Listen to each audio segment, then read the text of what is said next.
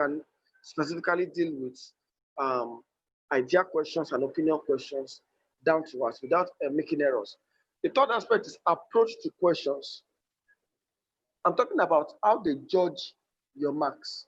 How do they decide that you are actually a tax to a band 7 candidates? That's what I'm talking about. All right. So now your approach to question matters a lot. IELTS is an examination. As a matter of fact, it's a foreign examination.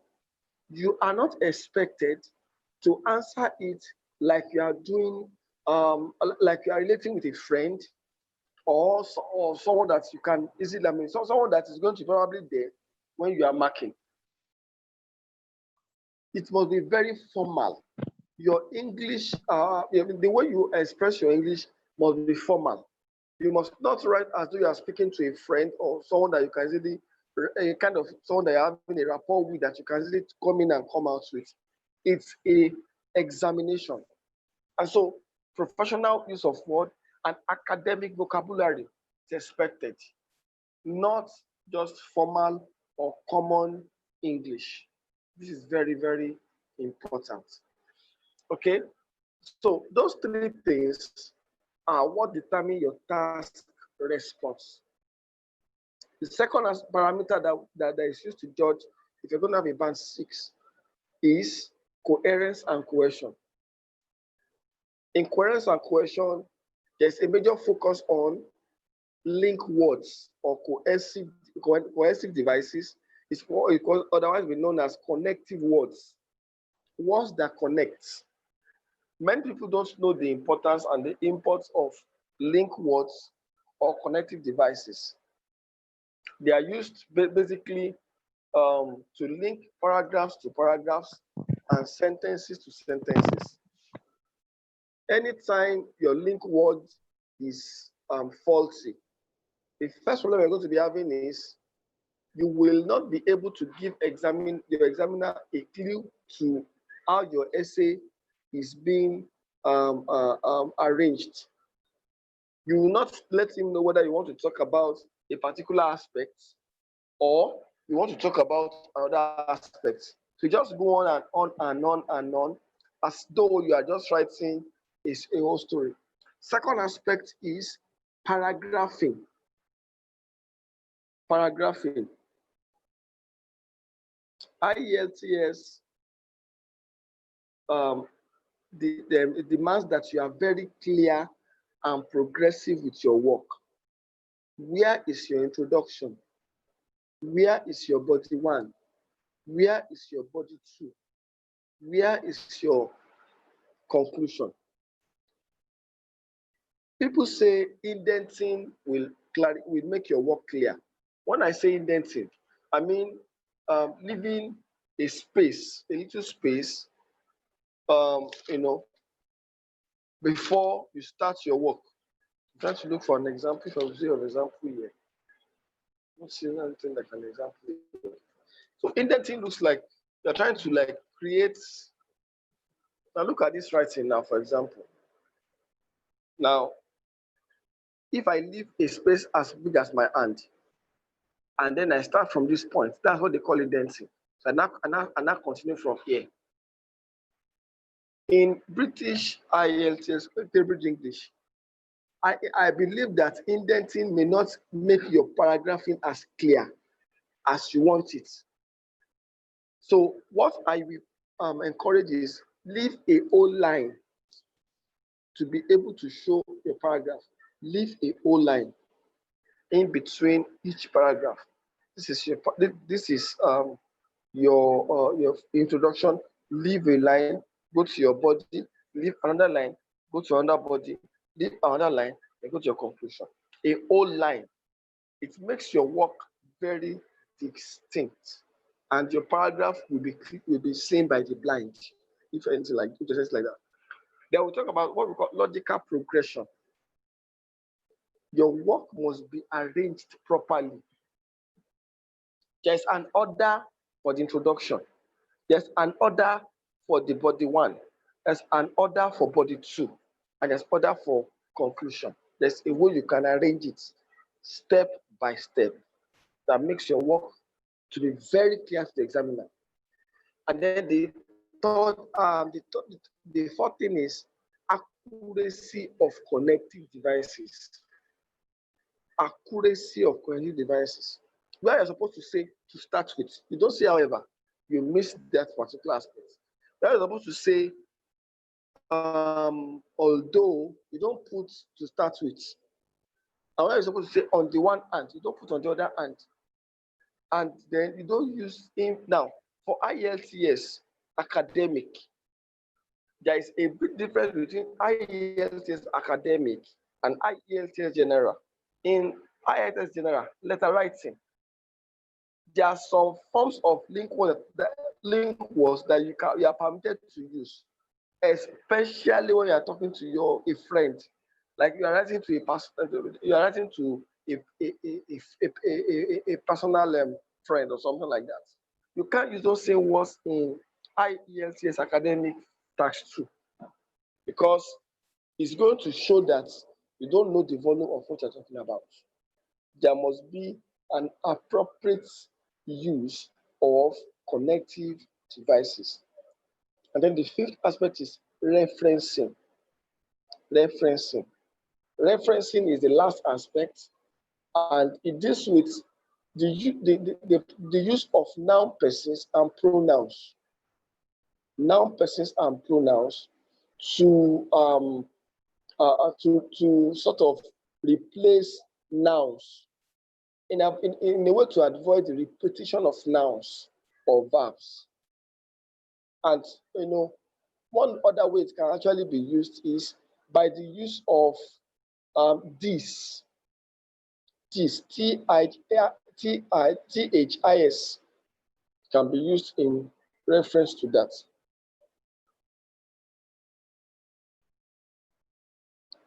All right, I will come to that.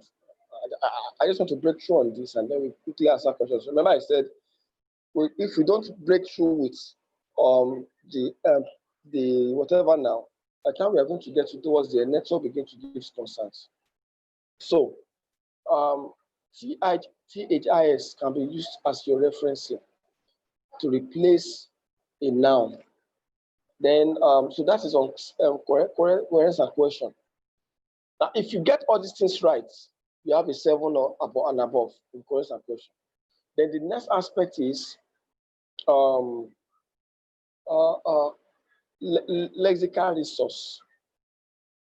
Lexical resource. That's use of specific vocabulary, topic-specific vocabulary.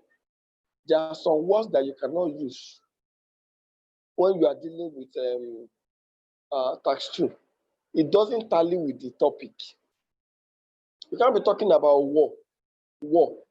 I am mentioning tranquilizer. Doesn't tally. You can't be talking about employment. I start mentioning cutlass. You understand? So your topic must tally with your words, with the vocabulary you're going to be using. If you're dealing with education, you must talk more about school, discipline, punitive measures, chalk, school bag, institution, and things around educational issues. They don't have to be very big English, but they must tally with the issue of education. That's topic specific. And the more you use it, the more your work improves, your score improves. Then the second aspect is spelling. Correct spelling. There are many people that don't know how to write the right spelling when dealing with tax 2 essay. It's actually, in my own opinion, one of the very major ways to key down, to seal your mark in tax 2. Your spelling must be right. Your spelling must be accurate. Your spelling must be correct. And if you have to master spellings, if you have observed that you have problem with spellings before the IELTS exam, you can't correct that problem during the exam. You have to practice these spellings that you know you have issues with. Okay? And then adverbs and adjectives too. There's what we call complex adjectives. That's a combination of words that is used to qualify a noun. Complex adjective. And then we have what we call comment adverbs. Comment adverbs is a word that is used to make reference to a particular aspect of a verb. Generally, we know a noun, of course, is a name of a person, animal, place, or thing. Of course, we know an adjective is a word that qualifies a noun, and then an adverb is a word that describes a verb. So apart from the common and the normal adverbs that we know quickly and all that, there are some words that actually looks like, that can be actually used to describe a verb or to describe a verb. Like, interestingly, then you now start telling us something that was not, that did not flow with the normal pattern, but catches your interest. Surprisingly, okay, inadvertently, and all those kind of words. Then complex adjectives are words that describe a noun, but they are not conventional adjectives like the quick run or something like that, slow, I flow, and all that. There are words that are a bit different, like the word foremost. Foremost is a complex adjective, and then we have some other ones, okay, alternative and all that. So we must understand the way these words are used and see how we can actually apply them appropriately. When you use these things, they improve your mark. Then we have word collocations, that is joining of words that seems to preempt a new meaning, but the different words are not the same. Are not having similar meaning, but the two words preempt, like the word breakthrough, as a word, and many other words like that. Excuse me. Now we have another one is called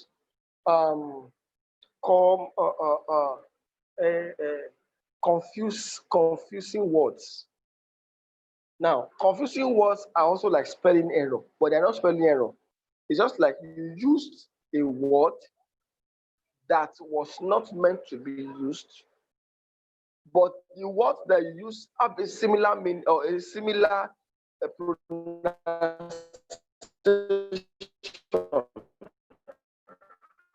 The words you wanted to use, sensitive. The looks haven't similar. And some people do that. That will dampen your mark for vocabulary. Then appropriate use of vocabulary. When you use a wrong synonym, you have lost that mark. And that is actually not the best. Okay? Now, I want us to move on to the last one, grammatical inaccuracy. Now, under grammatical inaccuracy, the special focus is on the grammar and the variety of sentences. The grammar in the variety of sentences. You are not expected to write only simple sentence in the essay. You must write simple sentence, compound sentence, complex sentence, simple sentence, compound sentence, complex sentence, and then we have compound complex sentence too. So those kind of sentences are very key and instrumental in marking your number of sentences. When the sentences that you actually used, they are different sentences, and then the grammar is correct. How do you know grammar is correct? Punctuation is correct, tenses is correct, there are no typographical error.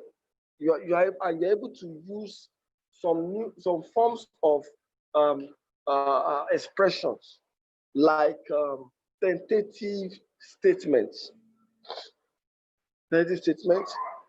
Then you are able to use passive statements. At least in each paragraph, you have one or two. You are also able to use formal statements or formal words. You're not using words that are not informal. And then you use impersonal approach. You don't try to refer to yourself whenever you're writing. You can improve your vocabulary like that. And that is actually very key. So I mentioned energy statements. I mentioned informal, impersonal approach. I mentioned formal words, and I mentioned passive statements. Now, tentative statements are statements that you say that in a probability of what will likely happen. It might, it could, it should, it can be, it might, could, should, can be, maybe, should consider, not that should, but should consider, I'm getting in now, perhaps, probably, and all that. So formal words are simply words that are used under academic and professional context, while informal words are used in day-to-day conversation.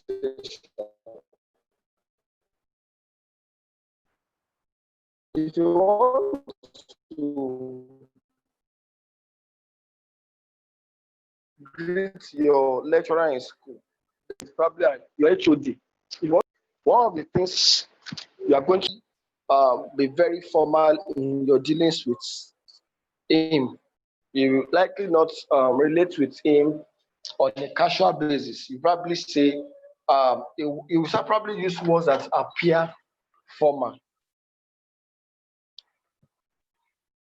So now, and these kinds of words are words that you now use when you are going to be writing that essay. Formal words. So that's formal. Informal words are words that you just use on a day-to-day basis when you are probably relating with friends and loved ones around. It's not, if they're not what they are words that you say.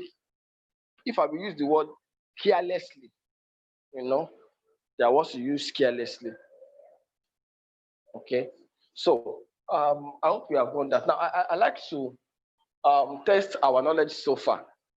What are the 4 parameters that are necessary when you, that are used to adjourn or to judge your proficiency in writing task 2? I want to write in the chat room, and if you could also write few parameters, I would like that. I'm going to give us 1 minute to do that. 1 minute.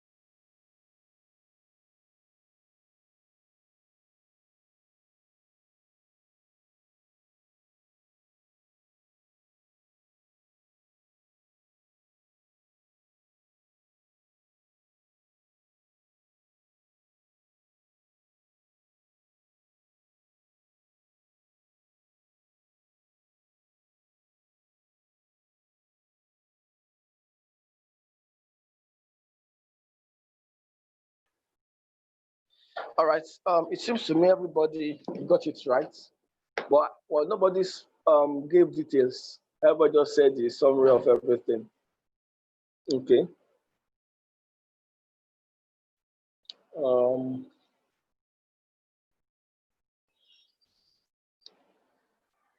All right. So if you have questions, you may put it round on the room on the what do you call it now, the chat room, and I'm going to be answering them as soon as we are getting through. Okay. So I'll just ask a quick question. Who can tell me how you can know the number of words you have written in an essay? I think I said that.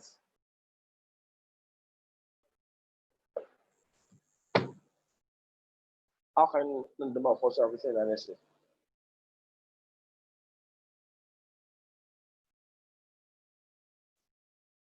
By counting the numbers on a line, multiplied by the numbers on the entire lines. Yes. Okay. So can you give an illustration? Can you give an example?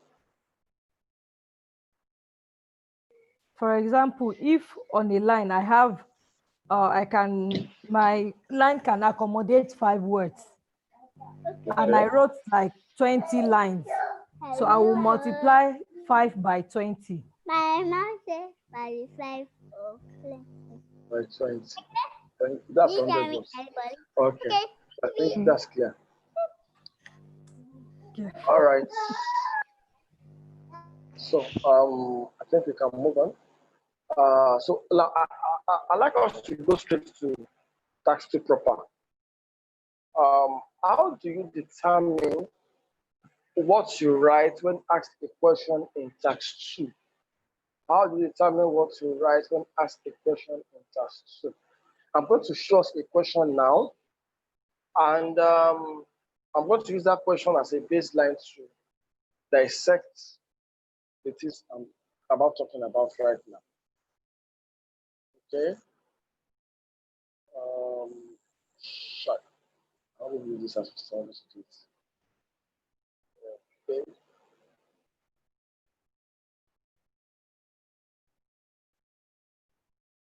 Just give me a few minutes, please.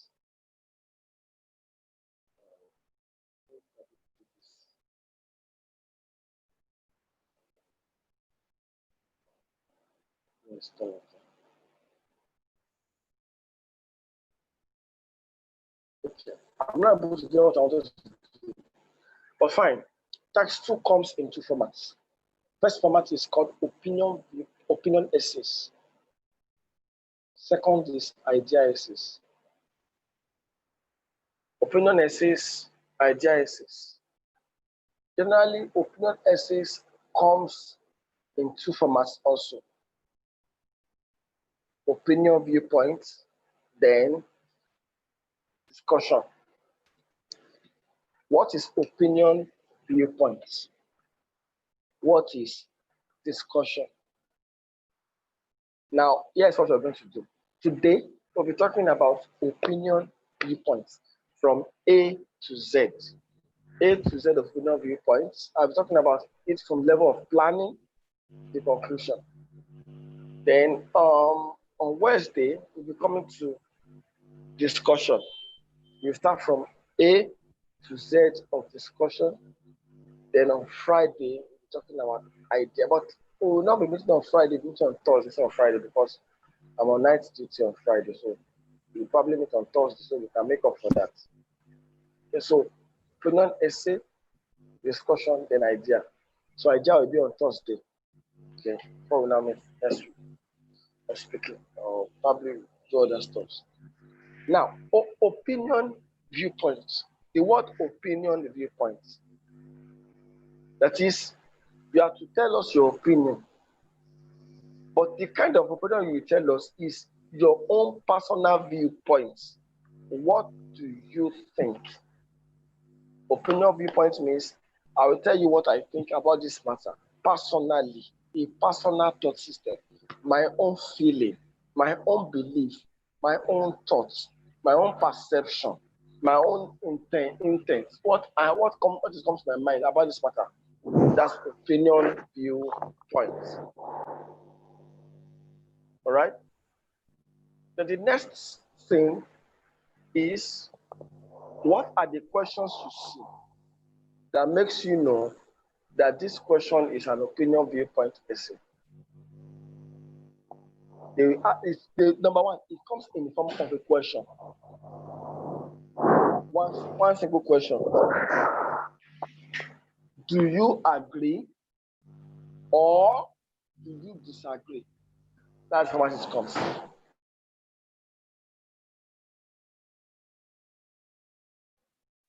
To what extent do you agree or disagree? So they are still asking you a single question. I agree to a large extent. I disagree to a large extent. So they are asking you, what do you agree or disagree? Then the third one is, does the positive outweigh the negative? So it's like asking you, is there any positive impact here that doubts the negative? And tell us. So now, when people see this question, I've had many students argue with me on this matter. They say, sir, I deal with agree, I come back and deal with disagree. So I deal with the two. And I laugh because what was the question they asked you? One thing that makes people to actually have issues with is that many times we assume for an examiner what they are not saying. We say they are saying it because we feel they are saying it. And it's a penalty. It's a penalty not to obey instruction. It's a penalty.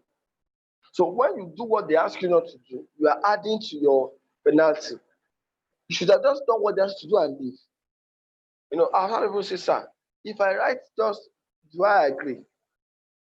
I may not be able to write very well. So I want to show that I can write.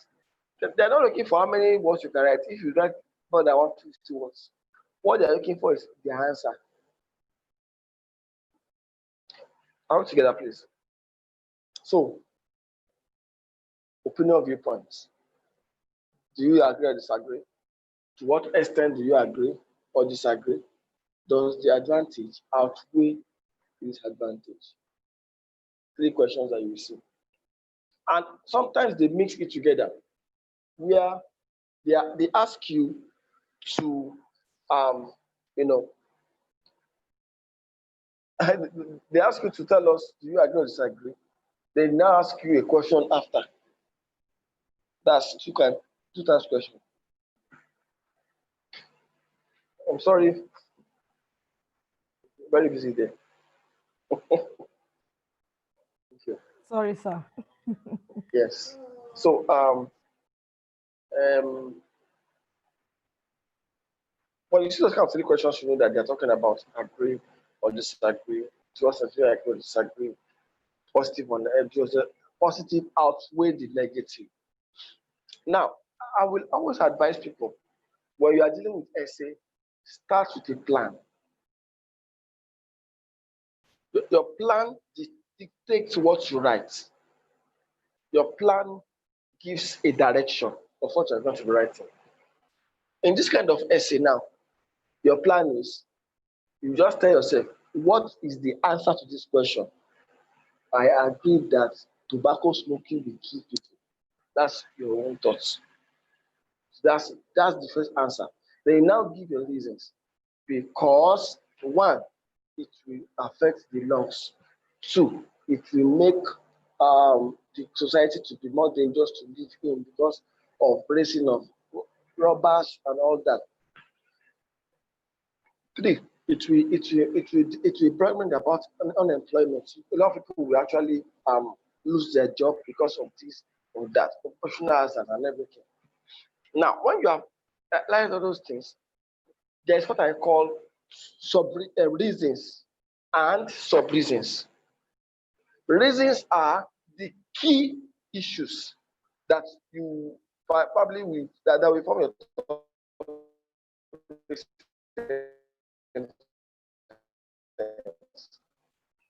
now at the sub the sentence. So in your planning, you write out an idea.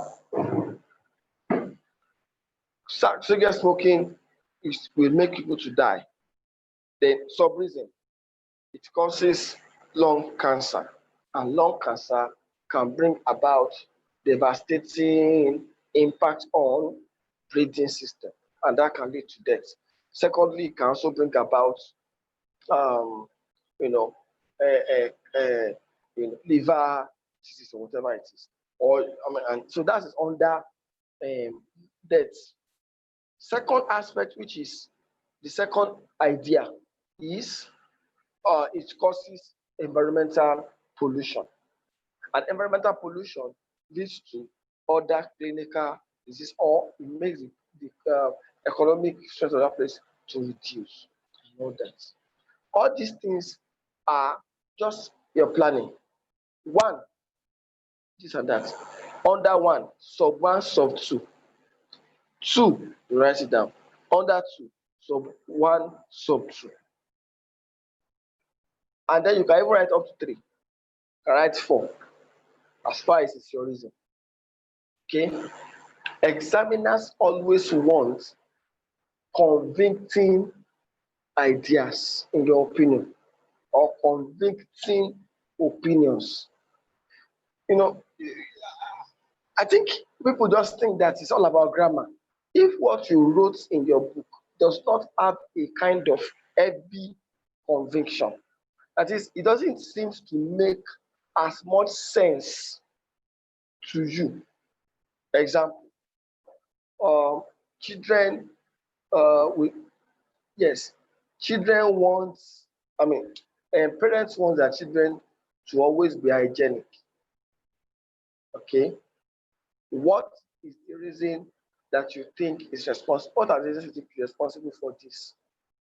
We now say, number one, children will become good. Good how? They will be able to do good things about. Now, in the process of writing that, you have lost, in a way, you have lost the art of the examiner. You say you have lost him. So the examiner is looking for you. Where is my examinee? Because he does not know what you are saying. It is your words that will pull the examiner to what you are saying. And so when your idea does not carry weight, you just get pissed off. Okay. And that's why they used to say something. Let your first body paragraph sentence be weighty. Let it be content packed. Let it have substance inside. Otherwise, it's not actually the best to write weak ideas. So I recommend, if you are already doing it, continue. BBC News app, get it on your phone, watch news on it, watch all these things that you can watch on it. And that's, I'm talking about BBC News app.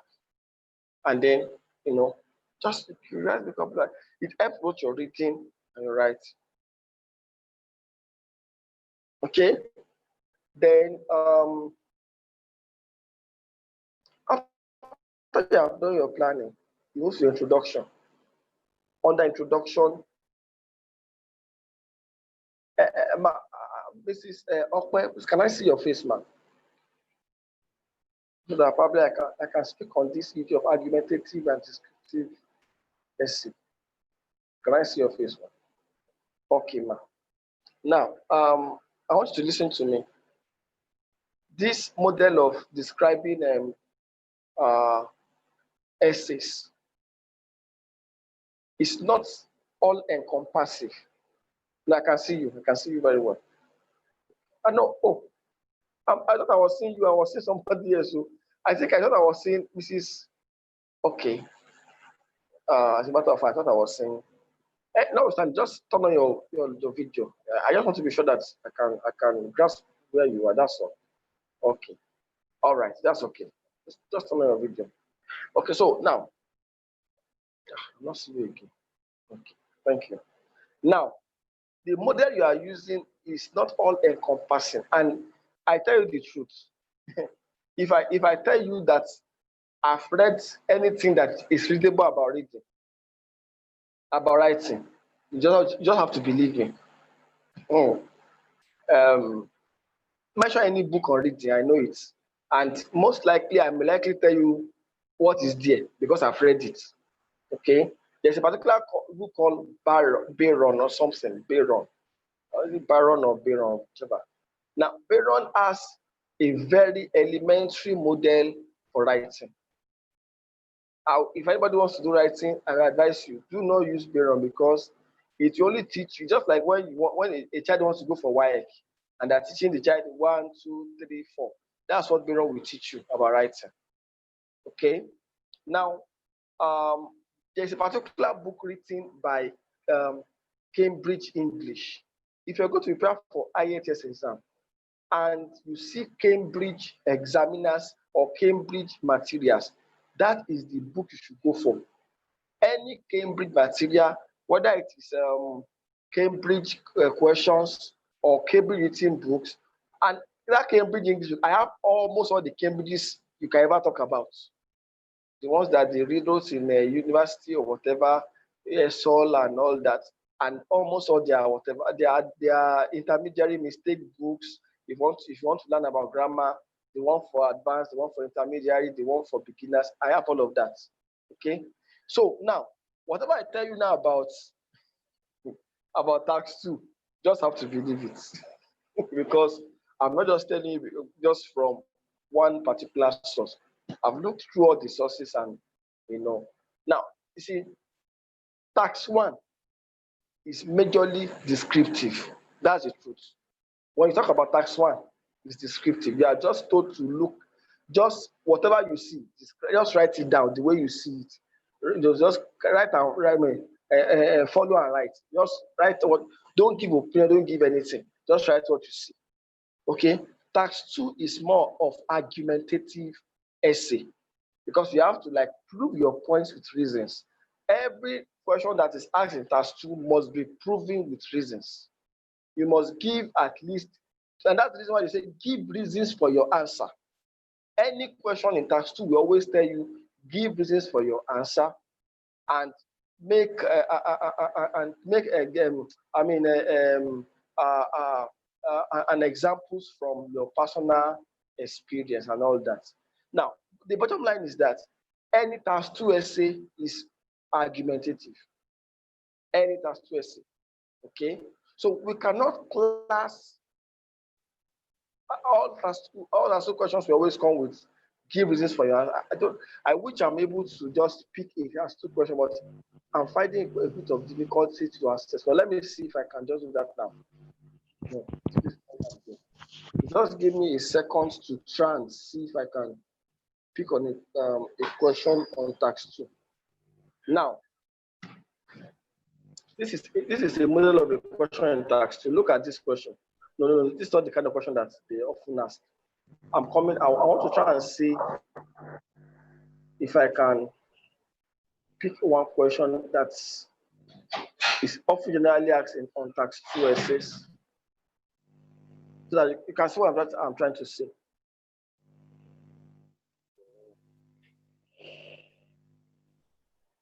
Just a minute, please.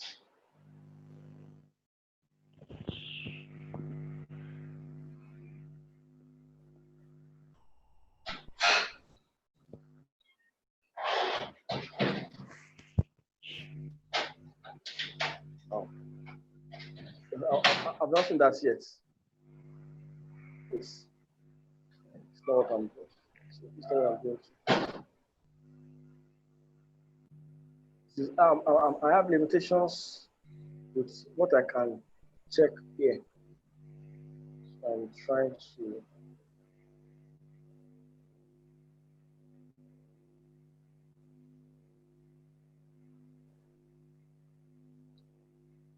Just come out. All right, I've seen one. Now look at this question, please. It's really low.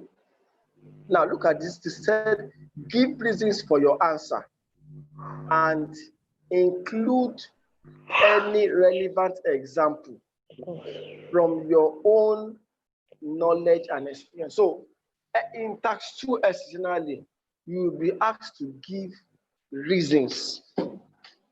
That's where I'm going. You'll be asked to give reasons for your answer. Generally, you'll be told to tell us why you are taking this choice. So every question in tax 2 is argumentative. That's my point now. But the differences in the arguments is what we need to now discover.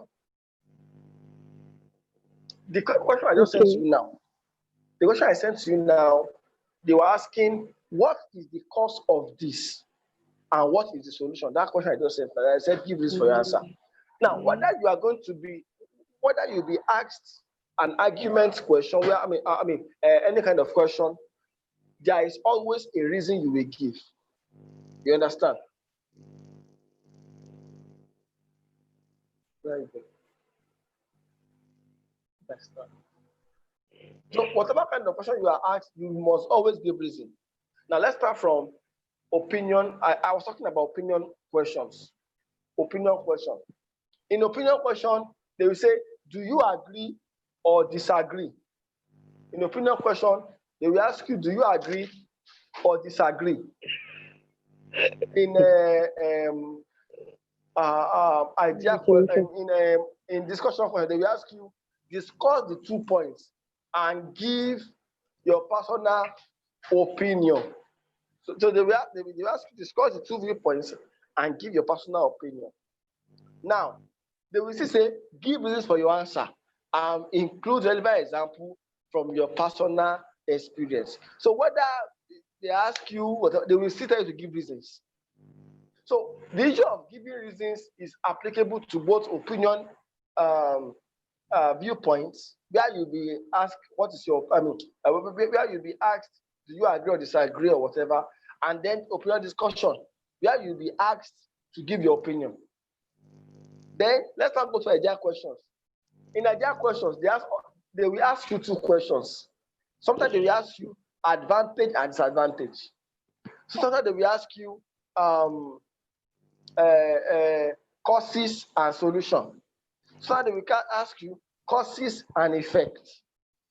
Sometimes they will ask you effect and solution.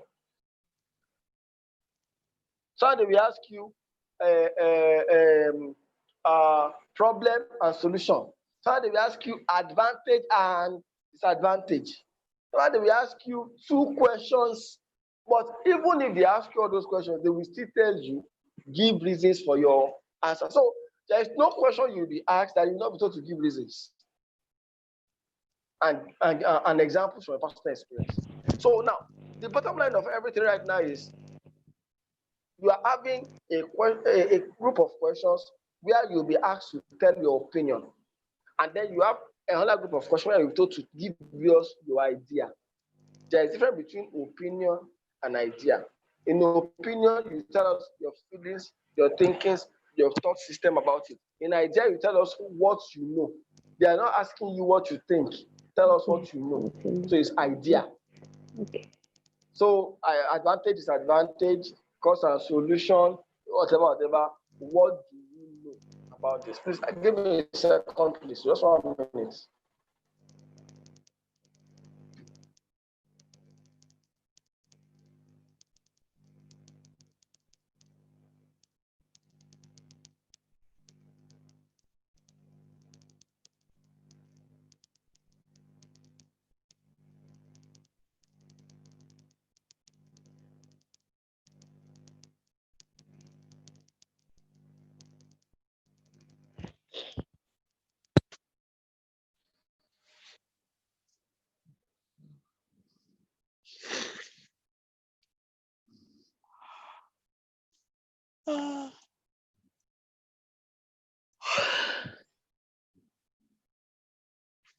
Hello, sir. Hello. So apologies, please. Hello. Hello, apologies. I just there to leave the distractions here. I was divided, so I just clear distraction. Now, I have a question. okay, but do you get what I just said? Yes, but I have a question. You can ask, please. Okay, good evening. You're welcome. Yeah, pertaining to what you were saying about the problems and solutions, cause and effects, the essay types. Okay, right now, if they asked for, let's say, okay, give a problem and solution, and we all know we have to write two bodies. I mean, in the same essay after your what's it called, your introduction, the body one and body two, sure you get. So, and we're told to write a cause and effect. So now, Mm-hmm. if can I slot in my cause in the body one, then the body two will be the effect. Then my conclusion comes in. Why not? That's the order. Now, every essay have their orders. Okay, you getting me now? So you Okay. should understand the principle of orders, and that's why I'm taking the essays one after the other. I'm starting up Mm, from opinion viewpoint. I'll tell you how it flows from planning down to conclusion. Then okay. I move on to opinion discussion from planning down to conclusion. Then I move to idea essays from planning down to conclusion. Okay, You one more understand? thing. I'm so sorry.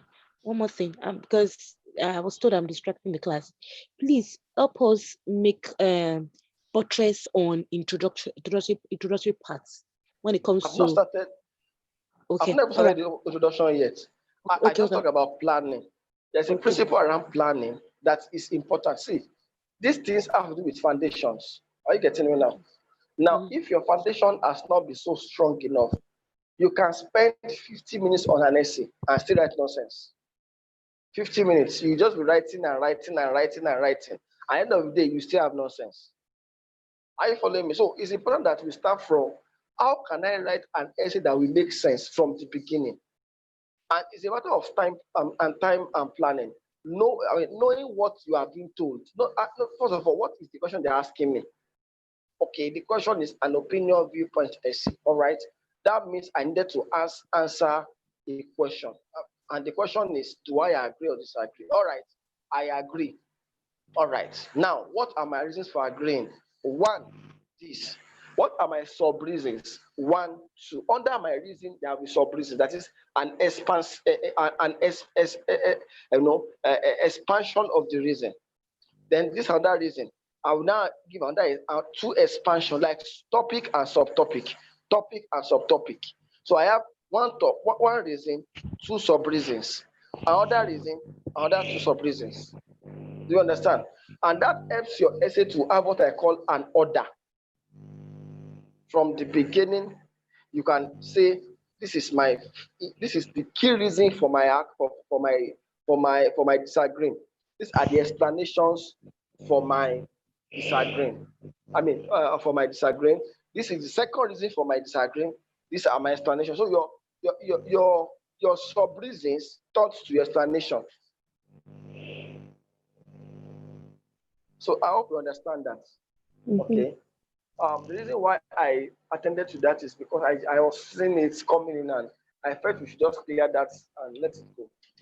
Okay, so we want to move to the introduction right now.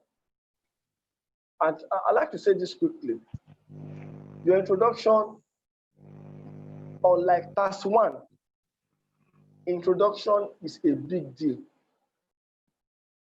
Unlike task one, introduction is a big deal. In task one, all you just do is paraphrase your introduction and get out and leave the whole thing. But in this particular scenario, introduction is not just about paraphrasing the question and just dumping out. There are a few things you need to flow with. The first thing you will have to write is what I call a neutral statement. Now, let me say something quickly. Many times, we do not have an idea of how we should approach the questions. Having a clear order of question approach gives you a very different expression when dealing with essays. What is neutral statements?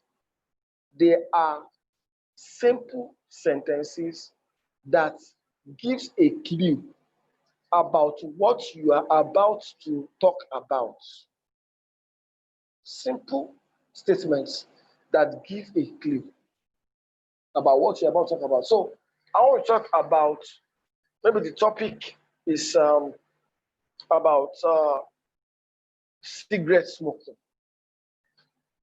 So how do I give a little clue of cigarette smoking? Okay, just say, in the world today,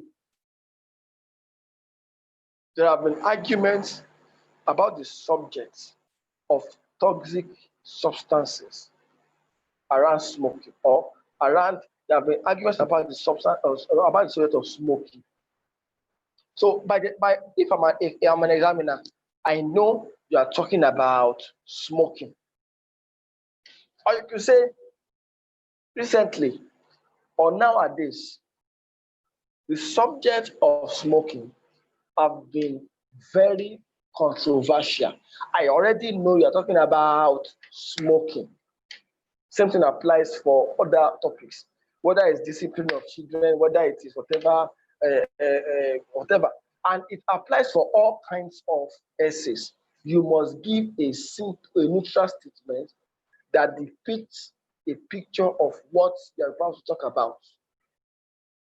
Generally, the subject on smoking, the subject on children education cannot be overemphasized.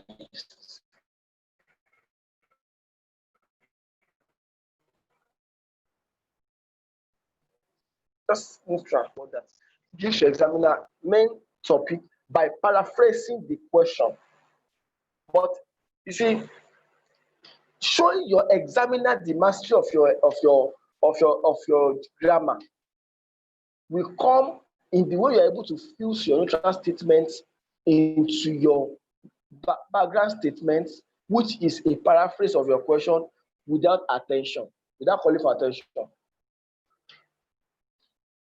How do I fuse my neutral statements and the paraphrase of the question without calling attention? Let me give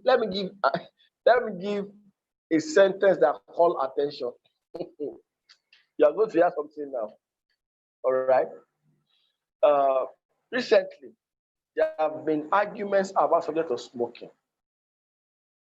Smoking, and it is very, very clear that smoking has caused problems in our generation, to the extent that a lot of people are dying now. I don't know whether that is the way they paraphrase the question.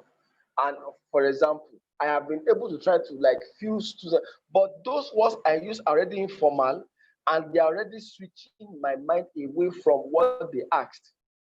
So if probably the question was cigarettes, if the question was this, cigarette smoking has been a subject of controversy. Oh, I'm even talking about it under neutral statement. Let me just give you a question. Cigarette smoking, some people believe cigarette smoking is bad, while others believe that it has positive impacts. Okay. Does the positive outweigh the negative? Does positive impacts outweigh the negative? Okay. Now, I want to start. Recently, there have been controversies about the subject of smoking in the communities. As a school of thought believe smoking has negative effects, while others think otherwise.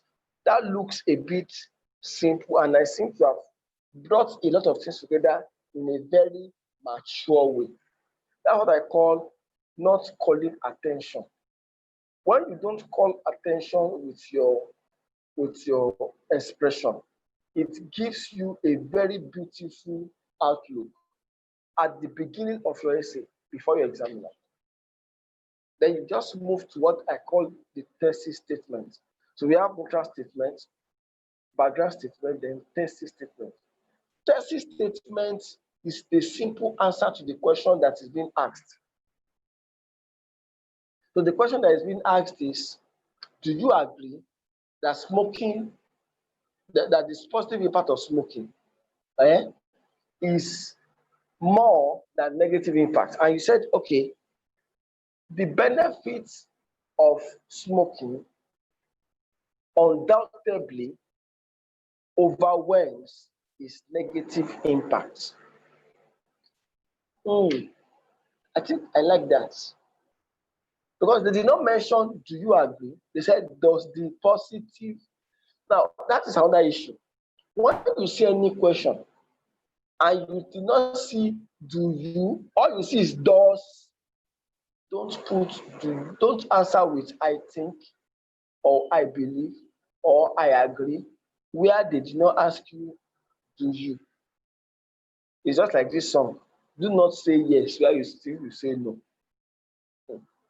And so we had a verse there. Now, just get the point here. Don't use a I where you cannot find a you. Write it down. It could be a very good key for you. Don't use a I where you are not finding a you. I think it could be a clue for some people. Okay, so the third thing is a simple. So your thesis is an answer to the question. Now, if the question is, do you agree or disagree? Right? You have a choice. Or there's a word or there. Do you agree or disagree? So you make a choice. I agree that. Okay, the positive impact of smoking has greater and more lasting. What am I saying? I'm just answering a question, though. Don't mind me. I agree that positive negative impact of smoking are more dangerous than is positive. That is because they said the you agree. Now, some people say, I agree it is so. What is so? What is so? That's a dangerous answer to the question. No? You tell us what you agree on. Don't forget whatever is so that so. I agree that the positive impact of whatever is more devastating or whatever than the negative. Say what you think. Don't tell us it's so. When you're not saying something, right? Then once you are through with that, you move to the next aspect, which is what I call outline statement. Outline statement. Okay. Outline statement simply implies a statement that expresses what you will talk about. What you will talk about. This essay will discuss the benefits of smoking, or two reasons. Let's put it that way. Two reasons.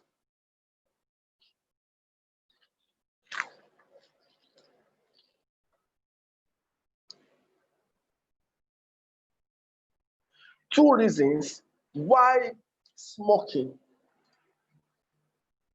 has more negative impact than the positive. Now, some people actually will say, this essay will discuss two reasons why it is so. I also do not think it is right to add it is so. Or this essay will discuss the two reasons thereof. It's not Bible.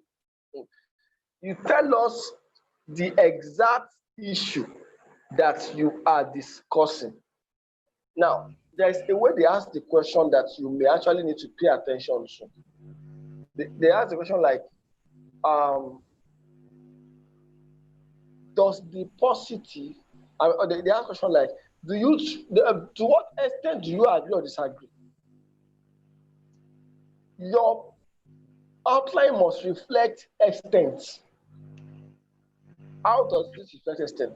This essay will discuss, okay, the reasons why it is completely dangerous, okay, to indulge, or it's completely dangerous. The reasons why it's completely dangerous, or the word completely dangerous is showing extent, or why it is absolutely necessary for smoking, why it is absolutely necessary, or why it is completely necessary for whatever it is that you're talking about. To what extent do you agree or disagree? This essay will discuss the reasons why it is completely, absolutely, ultimately important or dangerous or whatever it is. And then you end up your word with specific terms. Okay? Now, I often advocate that you make your points very clear. Do not muddle up points. Muddling up points can disrupt your essay and can make your work unclear. If you are trying to adjoin essays together and it's not working, don't force yourself. It's not compulsory. You can write 4 paragraphs in introduction. I mean, 4 sentences, I mean. But it is better that you actually bring 2 together, the first 2, and possibly bring the last 2 together. So, all right. So now this is introduction. You could try it out on many other models. It's going to work for you. So let's now talk about body 1.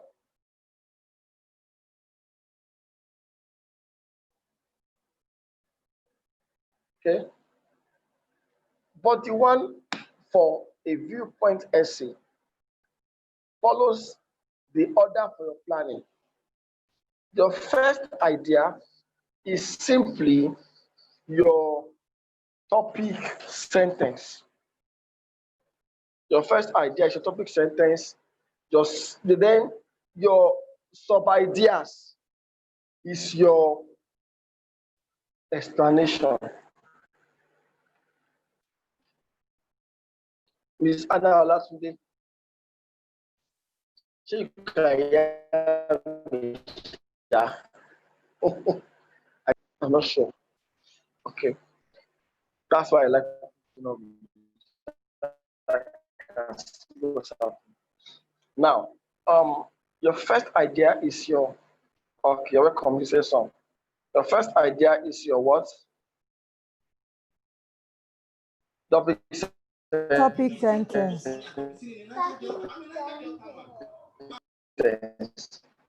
Second, thank you. Like small. And then your sub ideas is your explanation. Now this makes your work very straight. You see, most times a lot of people talk are very clumsy. When they're writing that the first topic sentence, you're like, what is this girl? Smoking is a very dangerous thing in the community. Who sent you? Just tell us the first reason why you think smoking is bad. That's all. We don't need you to tell us that it's a dangerous thing. Now, make your topic sentence to be very neat, distinct. And that's why when you plan, for example, your planning gives your work a very clear definition. You see, what you will have written, the reason why cancer. Just say, okay, the foremost reason why smoking is dangerous or smoking has more negative impact is because it is dangerous to the health or to health. To stop. Then you now move to what I call explanation. And you will have written your sub-reasons. Sub-reason 1, lung cancer. Sub-reason 2, liver cancer or something. So you just say, this is because it can predispose to lung cancer as well as kidney cancer. That is enough explanation.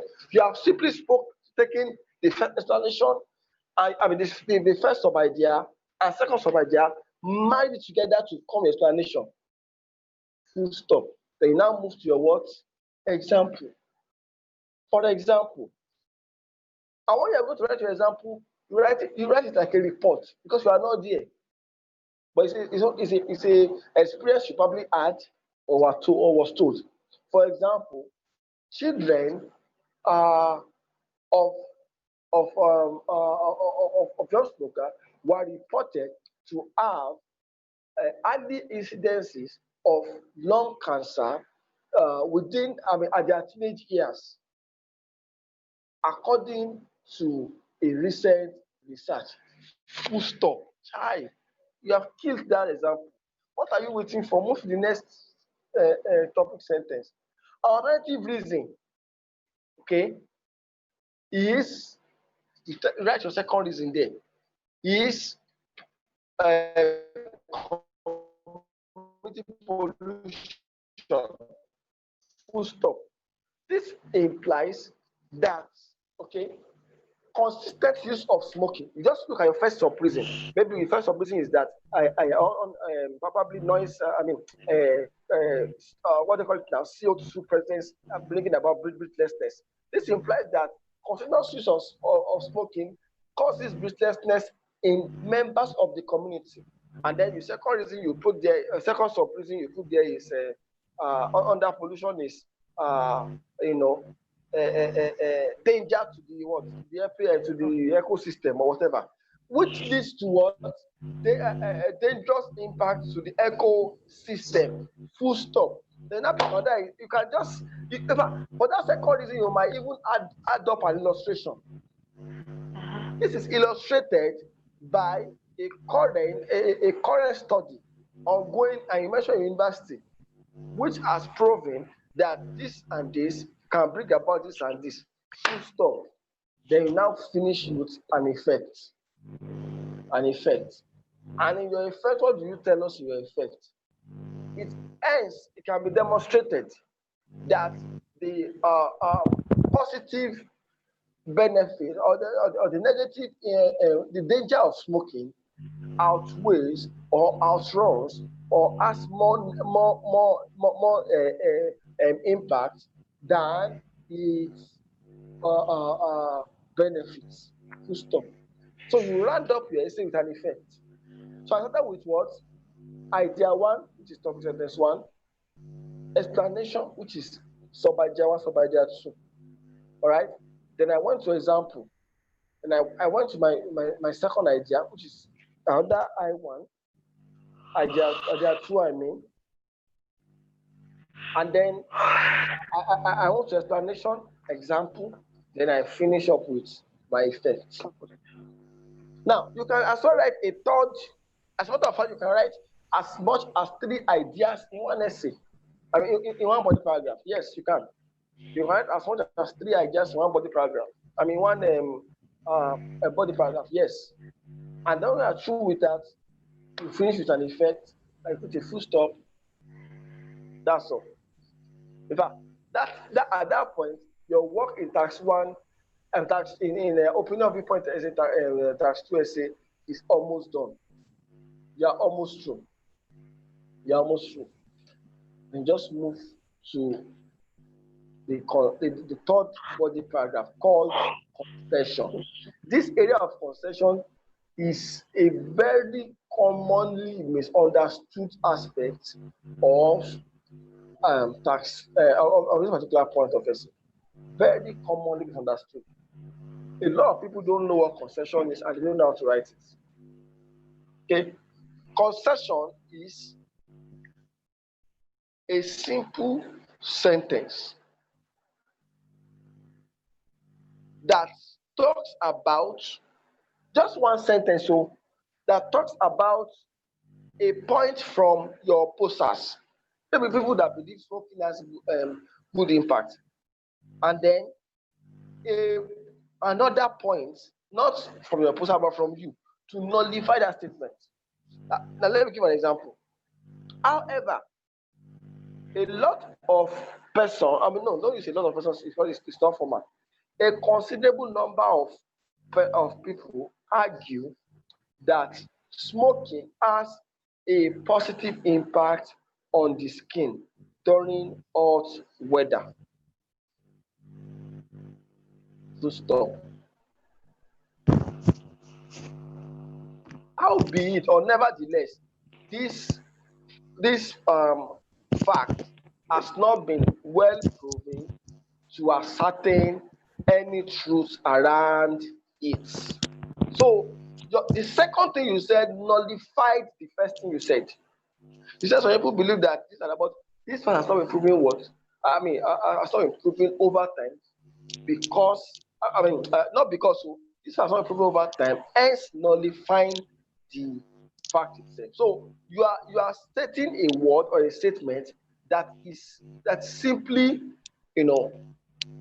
nullifies or bring to naught the earlier argument of your opposer. Do we understand what I'm just trying to say now? That is concession. It's not more than 3 lines and it is applicable only to opinion, viewpoint, essay. No more than 3 lines, applicable to only opinion, viewpoint, essays. Then the last aspect is called conclusion. And I'm going to be stopping after this conclusion because I want to give room for questions. I just feel that we should not rush unnecessarily and should allow everybody to ask everything they want to ask. So in conclusion, don't write a shabby conclusion because you have written a good essay. Remember that every of your paragraphs will start with a cognitive device. So 2 cognitive devices I will recommend for writing task 2 essays conclusively and to sum up. You can use those 2 words, conclusively, comma. Then you write this essay discussed. Tell us what you have written about. It's just you paraphrase your outline. This essay discussed, then you paraphrase your outline and tell us what the essay discussed. Okay? And you'll be focusing on the keywords of the first topic sentence and the keyword of the second topic sentence. Okay, sir. The keyword of the first topic sentence and second topic sentence must be well highlighted in your that first part of the conclusion. So you may not have to write everything, but paraphrase what you said about the keyword of the first topic sentence and the second topic sentence. Try and write a simple snapshot of what you're talking about. Okay, then discussed how smoking could damage the liver and bring about pollution. Full stop. That is what I'm trying to talk about. Then you now write your own. You want to reinforce your opinion or reinstate your opinion. So you just say something like, "It seems logical." That's the alternative law. It seems logical to assert that negative impact of smoking has more devastating effect on man than. So just restate your point, and then you close this. Okay, so that is all about opinion, viewpoint, essay. So I thank you for listening, but I would like to take some questions quickly, and I will encourage that we try to ask our questions. And please, if you are asking your question, remember to turn on your video Sir? so that we can see you. So when you're asking a question, remember to turn on your video so we can see your face. Sir, I have a question. All right, please. But sorry, before you ask your question, no, let me quickly let them help people that probably have asked questions on the group quickly and just clear those questions before I will now move on. Somebody said something on must the illustration be real? The answer is no. But please don't pick illogical illustration. Let me explain. For example, it was reported in a village that a rat ate an elephant. Rats. That's trouble because it's illogical. So whatever you're writing should be near normal, should be reasonable, and something that you can actually, that seems a bit realistic. Not don't just just don't just permutate. So, and beware of figures you're not sure of. People just be saying, 50% of children in so and so village were sent to see, don't be too assertive where you're not sure. Just say randomly a comfortable number, a significant number, a high number. Don't start mentioning figure of 50%, 100%.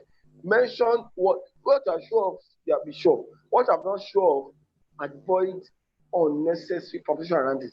Give a random outlook of it in your explanation. You understand what I'm trying to say? So I think we are probably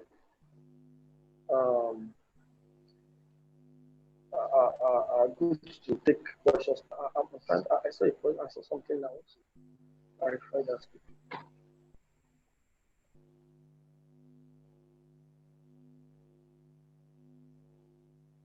Okay. Okay. This.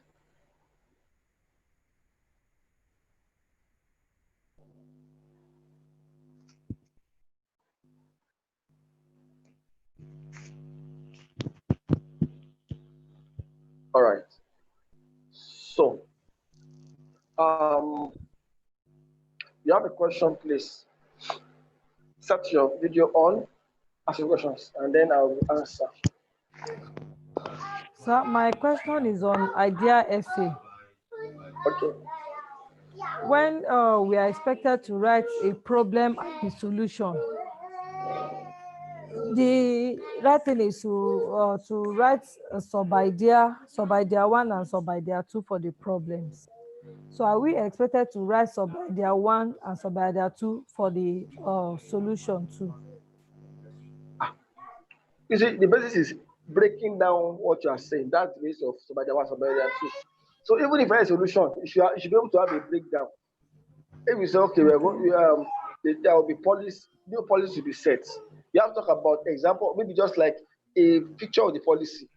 Maybe build a kind of give room for more, whatever, and so on. So just something that is going to allow that particular word, big word you said in the idea to be broken down. That's all.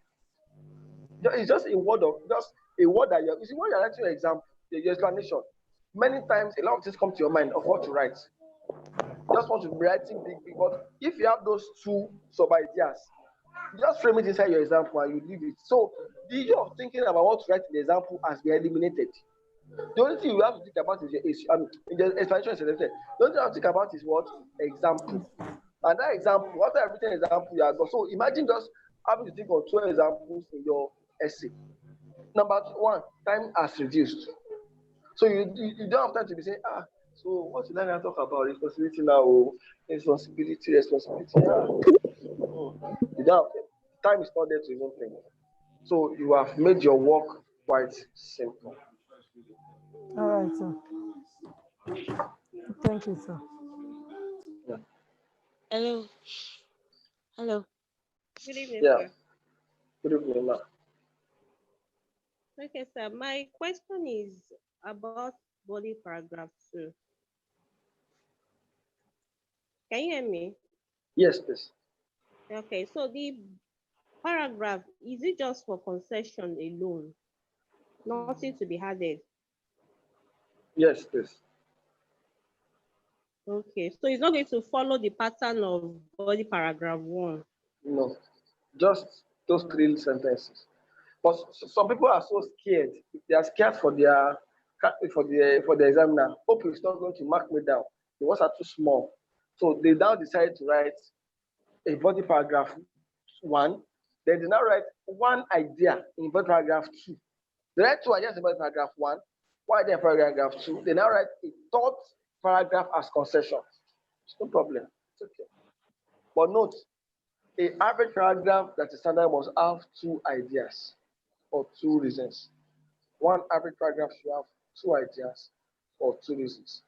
So if you decide to add one idea now, no problem. But it's okay. Okay, so but doing such will not make it sound like a discussion essay. What discussion is it? I mean, the one they ask discuss both views And that's a and then discussion give. essay. Yes, but if I, but the one you taught us now is opinion Opinion essay, viewpoint. right? Yes. Mm. So now that you now said in our body paragraph one, even if I've decided to agree totally with a side, I still have to mention the other side in body No, paragraph I did say two. that too. I did say that too. I did say that too. Did I say that? Is that not what concession means? Ah, Is that not what concession means? you know, is that what I said about concession, please, everybody? All right, maybe I didn't get it. My network was actually breaking then. Oh my But I God, know you network is mentioned the not other fair. side. You said something about that. That's the You only said thing that we'll mention something. network is not fair. Network is not fair. I feel like suing network. But that's not what I said. I actually said that All right. the opposite side will be mentioned. Then you now speak another statement that negate that opposite side. These are just one statement, not long sentences. Example is this: although Okay. a few group of people are sat that smoking could be helpful during cold weather, however, there are clear proofs that smokers are liable to die young. So that is negating what you are saying.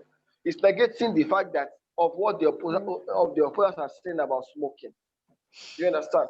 So it's just a sentence to, further validate your point, but using the point of your opposer. Did you get it? Okay. Okay. Thank you very much.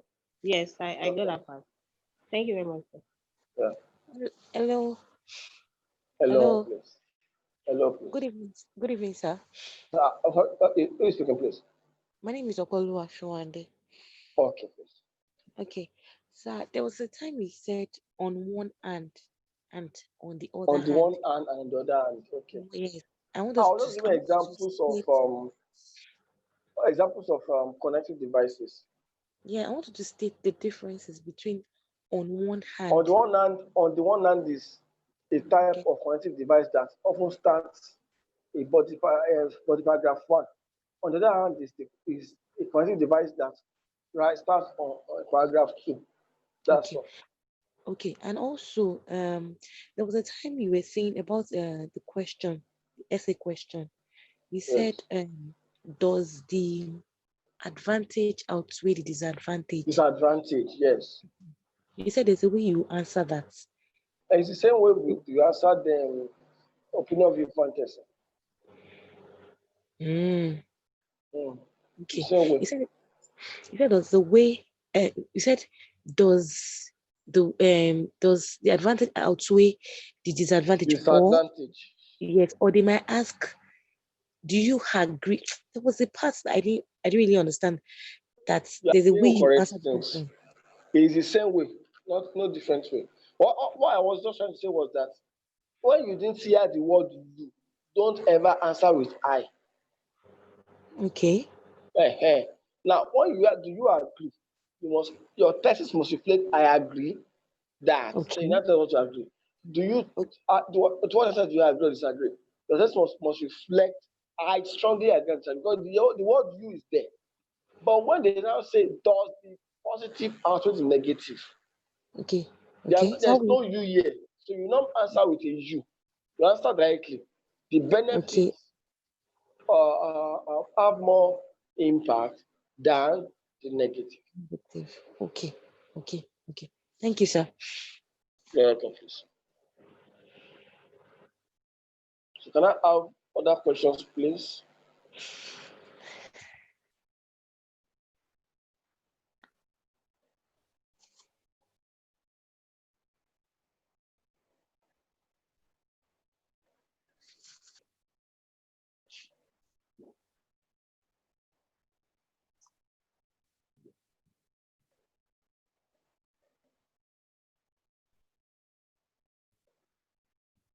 Yes, if you want to ask, you can unmute and ask question.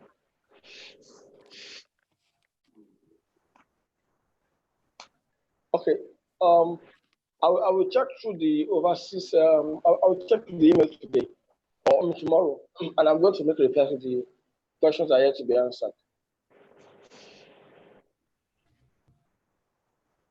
Now, me, I'm having a question I want to ask everybody, but I like everybody to exhaust their questions before I ask mine.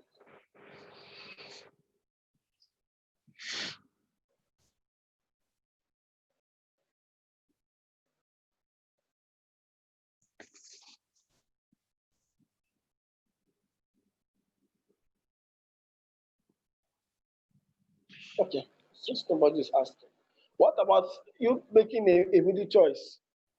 I slightly agree. Middleman. How about middleman answer? Hey. Who has thought about that before? I agree in the middle. I'm in the middle now. I agree half, I disagree half.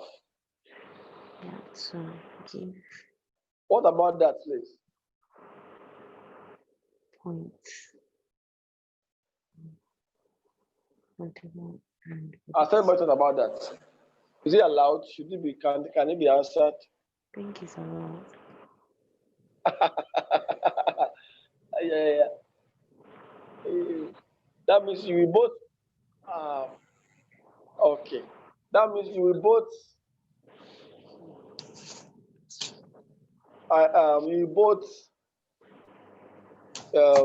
accept, and then you now cancel out what you accepted. How do you explain that you agree and disagree? I don't think that is possible, sir. It's possible. It's possible. Tell me why you think. So if I say, do I agree that smoking is good? And I say I agree and I disagree, or I slightly agree. I think it's possible. Okay. It's possible. Okay. Yeah, no, let me have your points quickly. Ah. Now, let me tell you the first case about this thing that you will think that I'm just smoking, and smoking looks beautifully easy because smoking, you can easily think. If they give you a question like petroleum now, Eh. and they say something like crude oil is said to have caused more harm than good. More harm than good. Do you agree or disagree? You now want to stay in the middle. Oh yeah, let me have your points. I want to just give you a test now. This is just a normal test. If you start the question.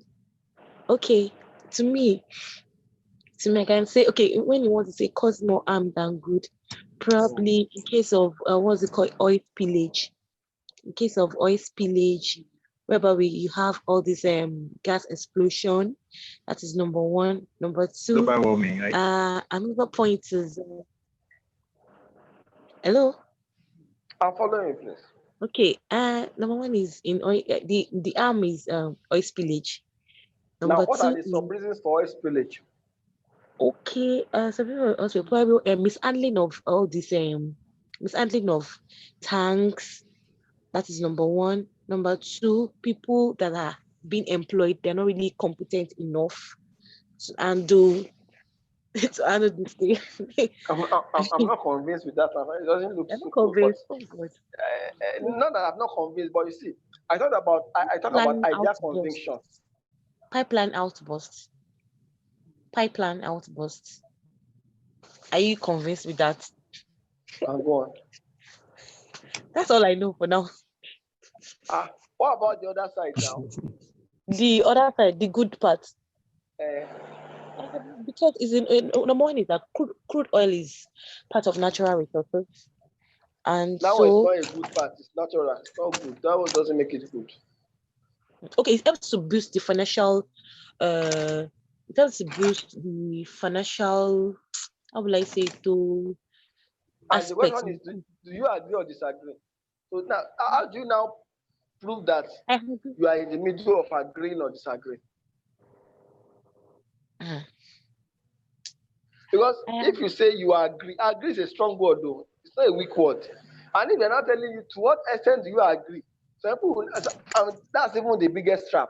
Some will now say, I agree I agree to a slight extent, or I slightly agree. Let me tell you something. IELTS is a foreign exam. It's not a classwork.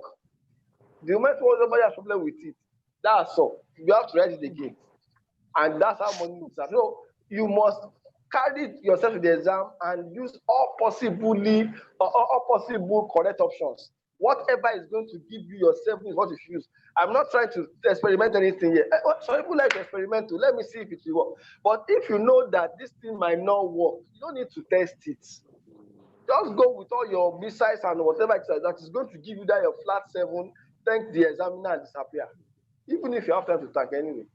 Also, why I give that is because, you don't play games here. Just go to the exam. I disagree. And you tell us 2 reasons. This is very fast. You give us concession, write your conclusion, move away. Go to your task one and check your task one. If there's anything you want to add here, and submit your work. So you know that we say I've not been cracked. I just slightly agree. Oh, what should I write again? There's no time. Even the time that you have to even think about the right thing that you want to write, it's not even there. Because of the one that is not even important. So, and you have other things. You still have to collect the work. You still have to check through and all that. So the time is so infinitesimal to now begin to use it and then be thinking of what did not ask you or what did not give you assignment to do. Do you get my point, please? Yes. I agree. I want to talk about to Mr. Bella. I think we have 2 nights. We go on to we'll be having a short test very briefly on Wednesday. Okay. We'll be switching back to our mentee tests stuff, and then we'll be moving to discussion essay. Okay. Thank you, sir. Yeah. Thank you. Oh, you still have a question, Mr. Olayemi? Yes, sir. Hello, Okay, sir. so yeah, my question, I want to know the question you just asked now, that if we can actually agree and disagree.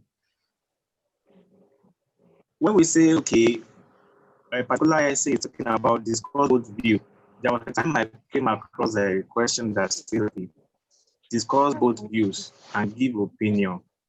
And another question says, discuss both views without opinion. The second was not including opinion, the opinion of the examiner. That's what the student. I mean, the discussion that was on Wednesday. Sir? The discussion that on Wednesday. Discussion essay to be on Wednesday. I can't tell you, sir. I said discussion essay. We're talking about All right, discussion on Wednesday. Right. Yes. All right, sir. Yeah, thank you, sir. Yeah. Yes, sir. Yeah. Okay. I think Mr. Bella is online now. And I'd like to take over. Okay. Good evening, everyone. I think a question just came up now about. I saw a question just now. British Council IELTS and IDP IELTS. Mr. Stephen, do you want to answer the question? Yeah, from my little approach to so far, there's basically no difference. Although British Council means BC means British Council, IDP means Independent Development Program, and small legislative to Australia and all. But the three, there's something about Cambridge English too. The three exam councils set the exam, to do with the exam and all that, and more or less, even on the exam day, you will likely see those 3 names on your exam paper to show that they're actually together with the, together in the questioning and all that. So it's actually basically not different, except for the fact that the probably may be different parts, but they set the exam together. And there's basically nothing different about the 3 of them, except the fact that public assessments, okay, after your exams, IDP assesses independently to BC assesses independently to Cambridge English. But the bottom line is that the 3 exams are together. And even on the exam day, if you are probably writing British Council, you will probably write the same thing that someone that wrote IDP is writing, and probably think that Cambridge is writing. So a kind of co-union of three bodies that sets the question. There's no except for the different bodies, but they like the same thing, and the results can be valid on any occasion, Australia, USA, anywhere. That's what I think about the answer. Thank you, Mr. Stephen. Good evening, everyone. Good In evening, case you sir. see me for the first time, my name is Tunde Bella. I'm the guy who's been sending all the messages you've been seeing and inviting you to the classes and all of that. So I just need to do something quickly. In the messages, if you've been receiving our messages, you would have seen our tutor is Mr. Stephen, and you see his Twitter account on there. You see our private tutor is Joy. You see her our Facebook account there. So Joy has now joined Twitter. So I like to introduce our private tutor, Joy Agagu. Let me just unmute your mic. It's just to introduce Joy Agagu to you all. She takes our one-to-one classes. So for people who have gone through the class by Mr. Stephen and they struggle, we offer Joy's service to them. She does the one-to-one classes where for a whole month they concentrate on areas you're struggling with. So Joy will be providing because we have Mr. Stephen for Monday, Wednesdays, and Fridays currently. So Joy has been a bit busy, but now she's trying to come and help. So Joy is providing a class on Saturday. Joy, do you want to introduce yourself and tell us what time your class will be coming up on Saturday, please? Yeah, sure. Good evening, everybody. I'm happy to be in this house. Yeah, been on and off, but I hope to be around for a very long time as we will have it. My name is Joy Ojonile Agagu. I'm Nigerian. I am a registered nurse midwife in Nigeria, a registered UK nurse, and I'm in the process with my UK midwifery registration. I have been opportunity to write and pass the IELTS exam and British Council UKVI precisely. I was able to write once. I was among the favored ones, and over the time I've discovered that IELTS is not really what we think it is. So after I was successful at the end of the day, I decided to see how I can.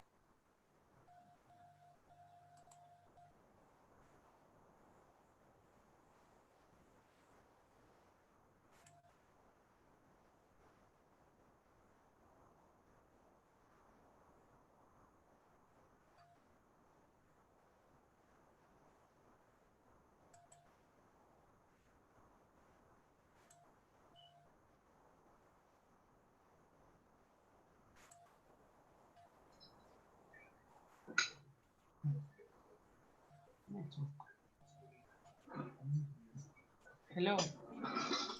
I can't hear anything. Can you still hear me? Yeah, Yes, sorry we can about hear that. Please, I apologize. So there's a bit of distraction in the background. So what I did was to mute everyone so we can hear you properly, Joy. Sorry about that. Oh, okay. No worries. Thank you very much for your help. So I was saying that I've been able to write and pass the exams, and I've discovered the lapses. I've been able to go through some trainings as well to see how I can help people. It's free of charge.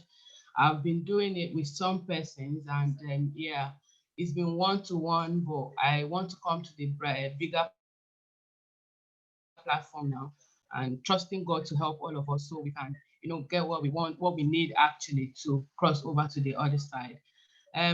For now, my lessons will be Tuesdays and Saturdays, and we will send you a mail of the exact times. Sometimes there may be some fluctuations or flexibility in the timing, because currently I work as a registered nurse with the NHS, and sometimes because of the shifts and all of that. So yeah, I may not have exact time for now, but on Saturday, my class is going to be in the morning between the hours of 9 and 11.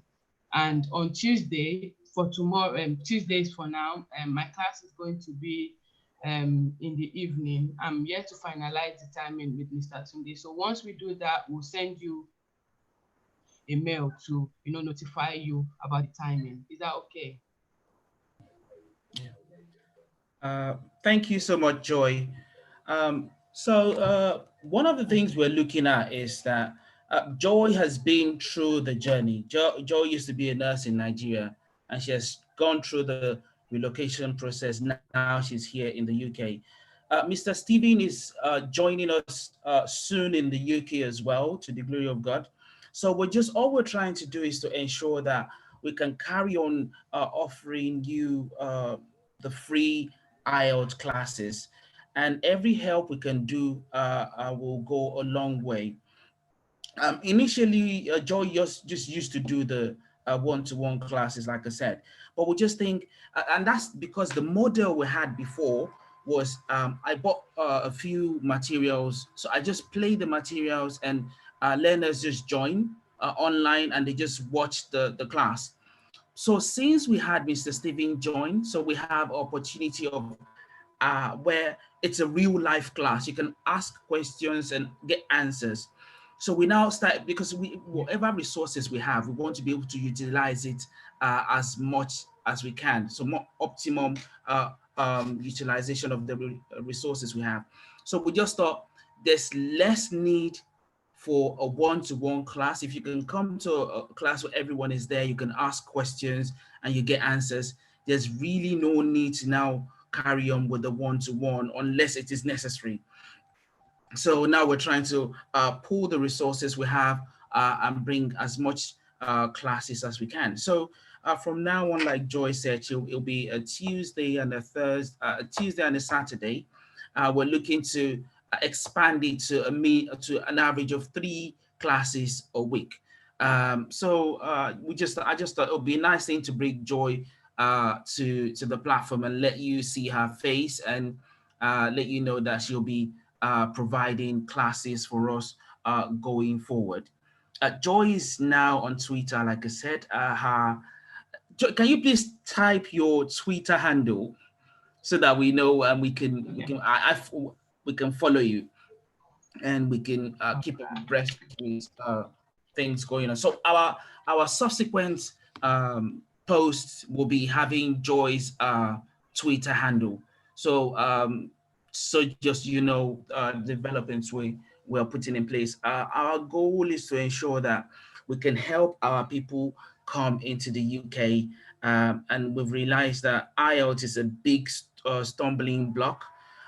If God has blessed us with the resources, we're happy to use the resources to help people who would benefit from it. So I'll just bring Joy tonight to meet you all. That's all I'll be saying for tonight, Mr. Stephen. We really appreciate all you're doing. God will continue to bless you, and God will enlarge your coast.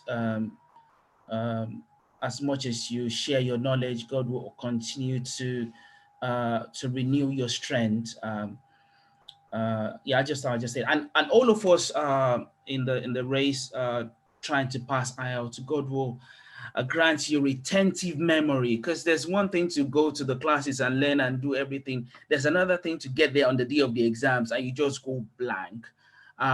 Such will not be our portions in the name of Jesus. I'm sorry if you're not Christian. I'm a Christian. That's why I'm saying the name of Jesus. So it's just showing concern and gratitude to God for all we're going through, and we're praying that it will all be successful, because your success is my success, and I'm really keen on having you lot come into the UK, and we can have like a big party. I had my 40th birthday. Well, I was supposed to have a 40th birthday party, but couldn't. So hopefully, by the grace of God, next year we'll postpone it till next year. All of you lot will be here. We'll have a big party, and we'll turn up, and that kind of a thing. So yeah, that's me done for for tonight. I'll hand over back to Mr. Stephen. Thank you, Mr. Stephen. I'm glad to see Joy. Good evening, ma. I think I'm seeing your face for the first time. So great to have everyone around, and we'll see you on Wednesday.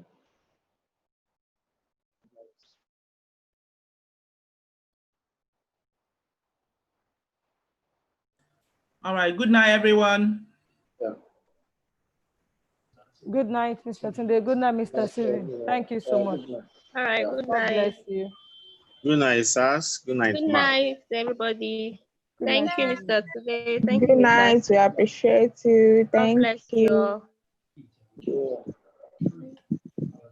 Really Thank you, grateful, Joy. sir. Bye.